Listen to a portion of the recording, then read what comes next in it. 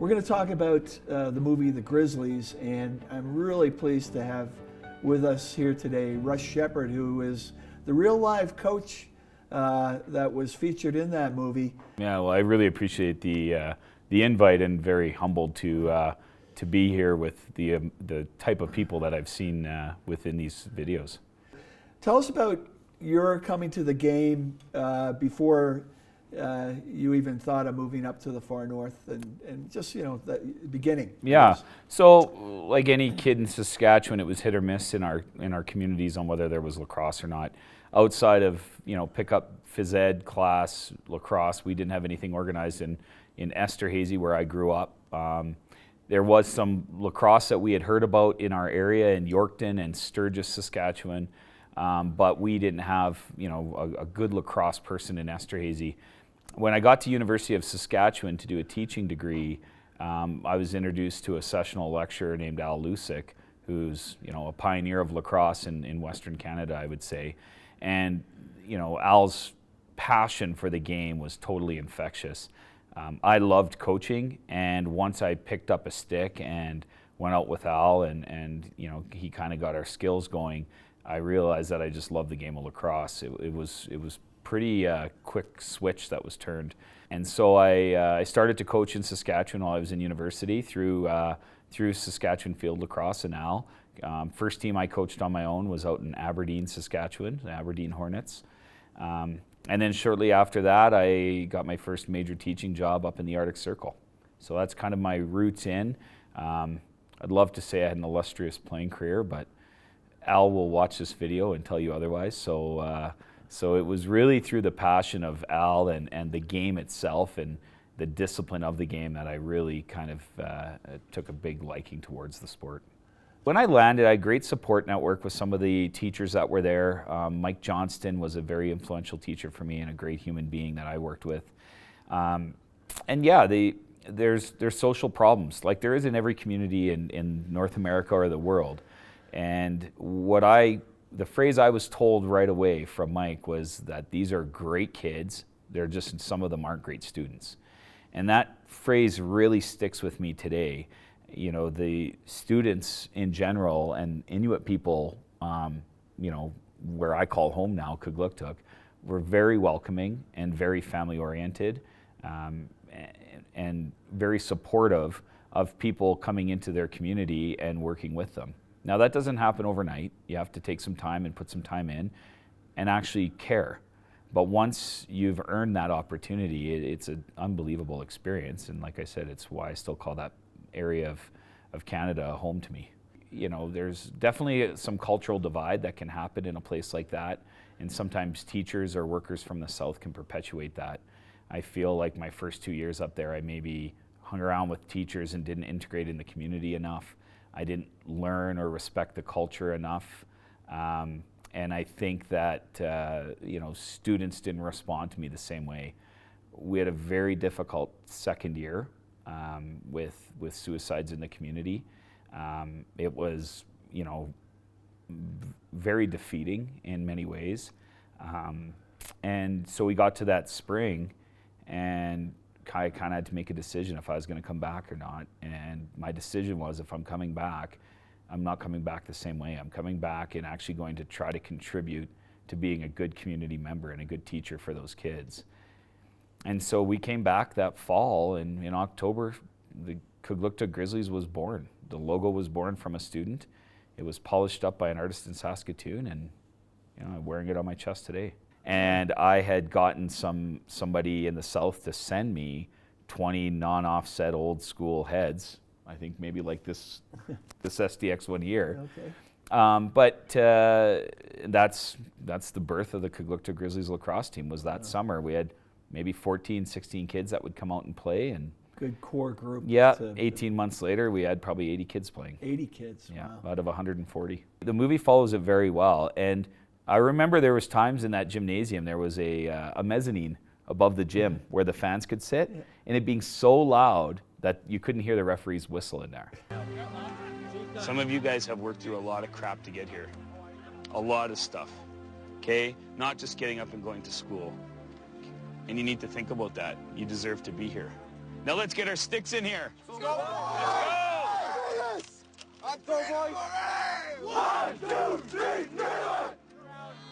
The Grizzlies did not win a single game in the Nations Cup tournament.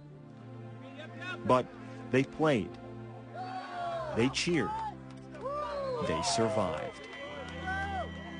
And for the kids from Kugluktuk, that's hope. And that's enough. So you went to there. Did you get your butts kicked completely, or I can imagine when you meet established areas, it's hard to get traction. Yeah. The biggest problem we had is we had played in a gymnasium. So there was gameplay. We had very good stick skills. We had a lot of players with good stick skills, but they didn't have any game knowledge. They didn't even know how to change. They didn't know any of those things. So we get into our first game, and the other team picks up the ball off of their goalie, or off a shot clock violation probably, and they start running down to our end, and I got 5 kids on my team coming off the floor. I'm like, you can't change on defense. So, one of the most interesting comments that was said to me was AJ Joma. I'd met him that weekend for the first time. He was coaching the junior B minors. They weren't junior A yet. And he came up to me at the end of one game and introduced himself, and he said, "Coach, I really want to comment on how exceptional your team was in that game." He said, "When I walked in to watch their effort, I thought the game was a 6-5 or a 7-4 game. I looked up, it was 14-0. He said, "For you to have those kids working that hard in the third period of a 14-0 game says a lot about their character." And those are the types of compliments you pass on to the kids, right? Because there's not a lot of, if you're worried about the result, you forget about the process. So as we're moving through year 4, year 5, and so on, what was happening to you in those years, like transition year of year 3? Yeah, I think that's a good question. I think probably personally I was, just really enjoying the experience of learning what true character was. I think that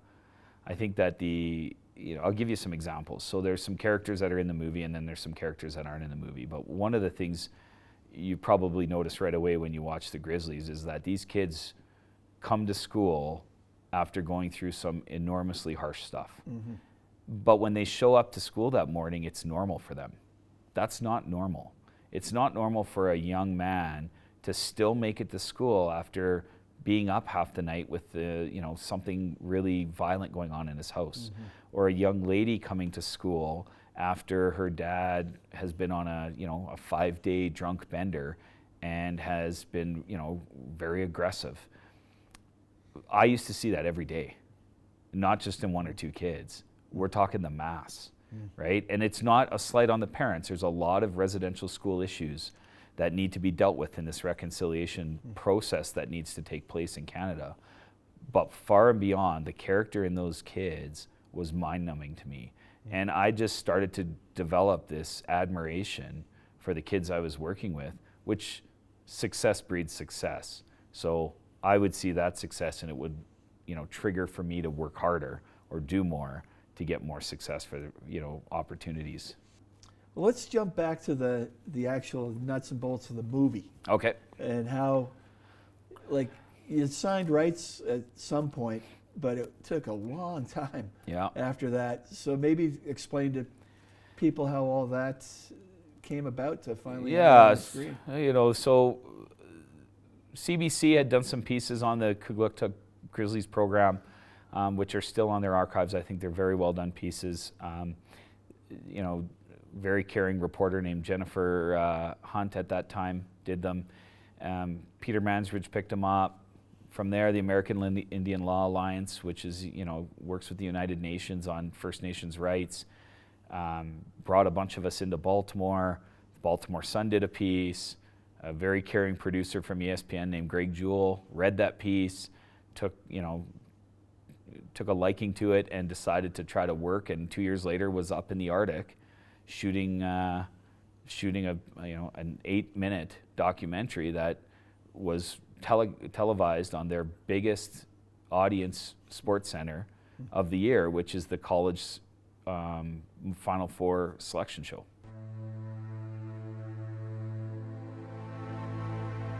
The word game, sometimes people think of it as being sort of superficial, but in fact it's not. Particularly team sports, I think, can be a very profound experience for those people who are lucky enough to play them. Early September, Winnipeg, Canada.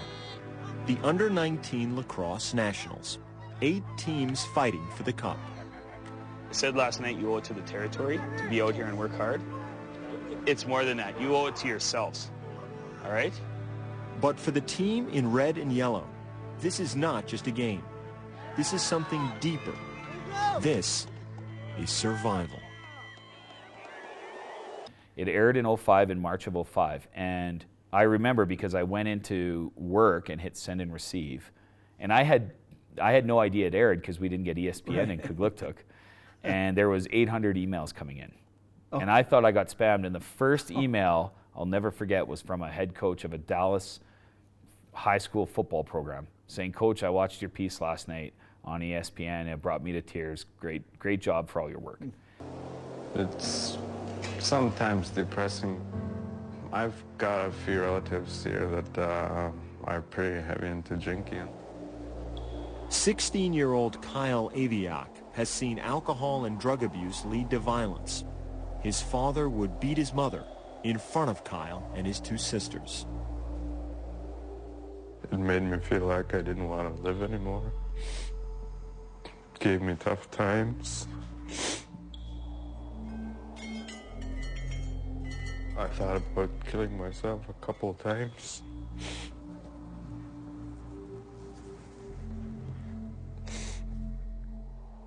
And so, of course, I hadn't seen the piece yet, so I was like, well, gee, I want to see this now. But once that piece aired, the phone started ringing for people that were interested in what we were doing.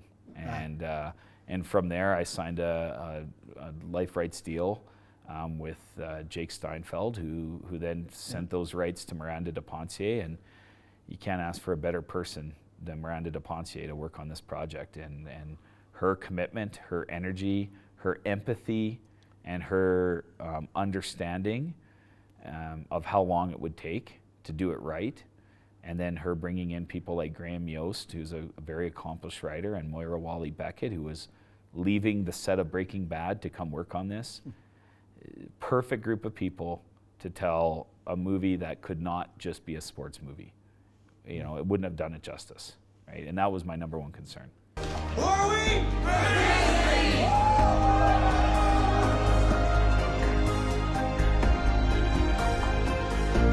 My part was easy. They would call me and say, "We need to interview you for the script." And then I'd fly to Ottawa and get interviewed for 2 days and then go home. Miranda's commitment to getting proper actor training in the North, to pick actors from the North as best as she could, to, like, on set, every single position had either Inuit people in a high role or a training role. Haven't you figured out yet that I don't know what the hell I'm doing? So you get our hopes up, change things, and then you walk away? It's not that simple. Looks pretty simple to me. When I watched it in TIFF at Winter Garden Theatre, and 1,300 people gave about a 7-minute standing ovation. I mean, it was totally overwhelming at that point. It's a bad scene for a lot of the kids up here, eh? What's being done? Nothing that works. Sports. It's worth a shot, isn't it? What have you got to lose? Whatever's left. That's something else, huh? Yeah, it really was. And as you say, it's not a lacrosse movie, but it's a lacrosse movie. It is. It's funny for lacrosse people. It's a lacrosse movie, but it's so much. It's just a beautiful piece of what strength we have in youth and what our role is in this. The human condition. Yeah, agreed. Yeah. Each of us has had it tough, real tough, but we're a family now. Our team, we made our own family, and we got each other no matter what. When you watch the Grizzlies movie and you see some of the hardships those kids went through and some of the success they've had, really sit back and think, that's true. That happened. I say we stay strong. We do what we came together to do, what we trained for.